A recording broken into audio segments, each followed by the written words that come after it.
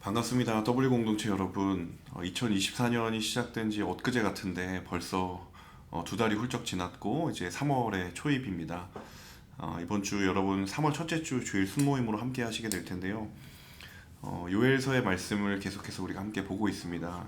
요엘서는 짧은 세 장의 본문이긴 하지만 하나님의 백성에게 어떤 구원의 회복의 메시지가 있는 것인지, 그리고 열방들, 하나님을 거절하고 하나님을 거역하는 이방의 열방들을 향하여서 하나님은 어떤 심판을 예고하시는지, 이 두 가지의 상반된 메시지가 교차하고 있는 그런 본문입니다.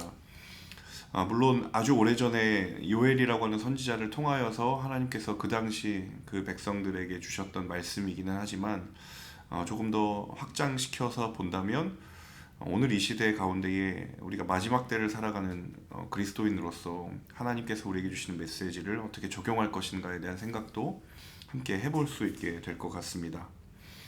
오늘 여러분이 함께 보실 본문은 요엘서 2장 18절에서 32절까지의 말씀이 될 텐데요. 1장과 2장이 좀 대조적인 메시지가 담겨져 있다고 보시면 될 것 같습니다. 1장의 경우에는 하나님의 심판을 조금 더 초점을 맞춰서 하나님의 심판이 곧 임하게 될 것이다, 하나님의 날, 여호와의 날에 대한 이야기를 하고 있다면, 2장에 이르러서는 그 하나님의 심판의 반대편에 있는 하나님의 구원과 회복의 역사들, 그 은혜들의 시간들을 하나님께서 요엘이라고 하는 선지자를 통해 말씀해 주시고 계시는 장면입니다. 크게 두 가지 질문으로 오늘 교환이 이렇게 구성이 되어 있는데요. 사실은 질문은 두 개이지만 하나의 메시지로 일관된 흐름을 가지고 있다라고 보시면 될 것 같습니다. 첫 번째 질문은 이제 하나님이 이스라엘에게 보내신 큰 군대에 대한 약속에 대한 이야기인데요. 25절에 여러분 그 구절을 통하여서 함께 나누시게 될 것 같습니다. 25절에 보면 총 4가지의 곤충 이름이 나옵니다. 메뚜기, 느치, 황충, 풀무치, 이렇게 4개의 곤충의 종류가 나오는데, 사실은 이 부분이 1장에서도 동일하게 한번 언급된 적이 있습니다. 그런데 1장에서는 이 곤충이 재앙과 심판의 상징이었다고 한다면, 오늘 이 본문에서는 그 심판으로 인한 피해를 하나님께서 그만큼 다시 되갚아 주시겠다, 회복시켜 주시겠다라고 하는 회복에 대한 메시지에 연관된 표현이다라고 보실 수 있을 것 같습니다. 하나님의 날, 종말의 때, 마지막의 날, 구약에서는 하나님의 심판이 임하는 그날, 그날에 가지고 있는 굉장히 중요한 양면성이 있습니다. 하나님의 날이 임하였을 때에 대조적이지만 양면적으로 가지고 있는 두 가지의 메시지가 있는데요. 첫 번째는 하나님을 대적하고 하나님의 말씀을 따라 살기를 끝끝내 거절했던 이들, 거부했던 이들에게는 그날이 정말 심판의 날이 될 것이다. 하지만 그 날을 오래 참고 인내하며 기다리며 하나님의 말씀을 따라 끝까지 살아내기로 결단했고 그 남은 자리에 남아 있었던 사람들에게는 그날은 구원의 날이고 회복의 날이 될 것이다.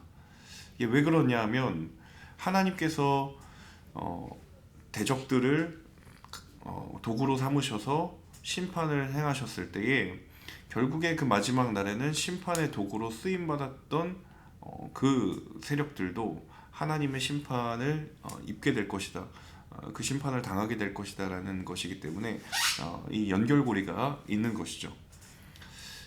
흔히 이 요엘서에 나와 있는 메뚜기 재앙, 뭐 느치, 황충 이런 재앙들을 바라보면서 이제 우리가 자연재해, 그리고 기상이변과 같은 그런 재난의 징조들을 어떻게 바라볼 것인가에 대한 생각들을 해보게 됩니다.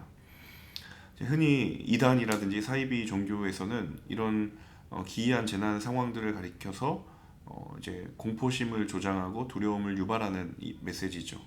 그런데 사실 우리가 그리스도인이 맞다면, 정말 하나님의 백성이라고 내가 믿고 그것을 따라 살아가는 사람이라면, 그날은 두려움의 날이 아니라 소망의 날이 될 것이다 라는 것을 우리가 요엘서를 통하여서도 다시 한번 확인해 보게 됩니다. 막연한 두려움, 마지막 종말의 때가 온다라는 그러한 메시지로 막연한 두려움과 공포심을 조장하는 것은 결코 성경적이지 않다. 왜냐하면 성경의 예언서에서도 그렇고 특별히 신약의 요한계시록도 그렇고 그날은 하나님의 백성들에게는 위로와 소망의 날이 되고 구원의 회복의 날이 될 것이기 때문이죠. 그렇기 때문에 지금 이 상황에 어떤 일이 일어나고 있는가, 어떤 현상이 일어나고 있는가를 통하여서 우리가 주목해야 될 것은 내가 과연 어떠한 믿음의 걸음을 걸어가고 있는지 우리 스스로를 돌아보는 그러한 영적인 돌아봄, 영적인 어, 성찰의 시간, 그런 계기로 삼아야 될 필요가 있다라는 것을 말씀을 드릴 수 있겠습니다. 두 번째 메시지는 이제 여호와의 날에 대한 이야기가 나오는데요. 이제 31절과 32절의 본문을 통하여서 함께 보실 텐데 그날에 일어날 일들에 대해서 요엘서에서 간단하게 이야기를 합니다. 이제 해가 어둠으로 바뀌고 달이 피로 바뀌는 그러니까 일반적인 자연 현상과는 전혀 무관한 일들이 일어나게 될 것이다. 그런데 32절로 넘어가면 그러나 여호와 이름을 부르는 사람은 누구나 구원을 받을 것이다 라고 이야기를 하죠. 사실은 32절을 말하고자 함입니다.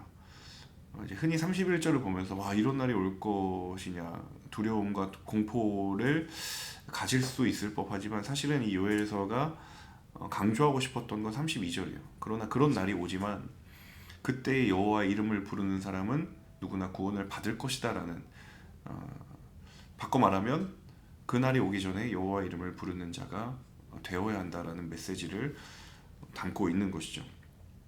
자, 누가 하나님의 구원을 받는 것인가? 여호와 이름을 부르는 자다. 그냥 문자적으로 단순히 하나님의 이름을 그냥 입으로 말하는 것이 여호와 이름을 부른다? 라고 말할 수는 없겠죠. 좀 더 구체적으로는 하나님의 통치를 인정하는 사람, 그리고 하나님의 이름을 의지하며 살아가는 그 사람을 가리켜서 여호와 이름을 부르는 자다라고 성경은 말하고 있습니다. 또 중요한 사실은 이 32절에 보면 그러한 여호와의 이름을 부르는 사람이 어떤 특정한 누군가가 아니라 누구나에게 누구나 구원을 받을 것이다 라는 거예요. 그러니까 어떤 특정한 누군가에게 국한되어 있거나 제한되어 있는 그런 구원의 은혜가 아니라 누구든지 그의 이름을 의지하고 그의 통치를 인정하는 사람에게 임하는 은혜의 구원이 되는 것이죠. 여러분 구약에서는 하나님의 은혜보다는 하나님의 심판과 공의를 좀 더 강조하고 있는 듯하게 느껴지지만 사실은 성경을 좀 더 면밀하게 읽어보면 구약에서도 은혜의 구원에 대한 약속은 분명히 있었습니다. 그래서 바울이 이야기했던 것처럼 혈통적으로 이스라엘이어서가 아니라 정말 그 삶에 그분의 통치와 다스리심, 그분의 이름을 의지하는 사람이라면 혈통적으로 이스라엘이 아니어도 이방인이어도 누구나 그 구원에 참여할 수 있는 그 구원의 은혜를 경험할 수 있는 사람이다라는 것이죠. 자, 그래서 우리가 그 은혜를 힘입어 살아가는 사람들입니다. 그래서 이 본문을 묵상하면서 이 요엘서의 표현, 주의 이름을 부르는 자, 하나님의 이름을 부르는 삶은 과연 어떠한 삶인가를 여러분 각자의 삶에 비추어서 한번 나눠보시고 또 적용해보시는 그러한 질문이 되면은 좋겠습니다.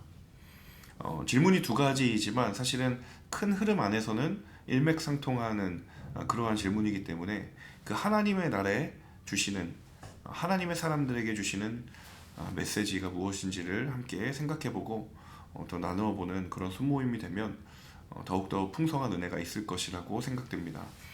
3월 첫째 주, 3월에 시작하는 첫 번째 주일에 또 함께 말씀으로 하나 되고 그 말씀 가운데 서로의 삶을 나누는 귀한 순모임이 될 수 있기를 바라겠고요. 그리고 다가오는 또 새롭게 시작되는 3월도 한 달 주 안에서 승리하는 복된 믿음의 걸음 걸어가시기를 간절히 기도하고 응원하도록 하겠습니다. 행복하고 즐겁고 은혜로운 순모임 되시기를 바랍니다. 감사합니다.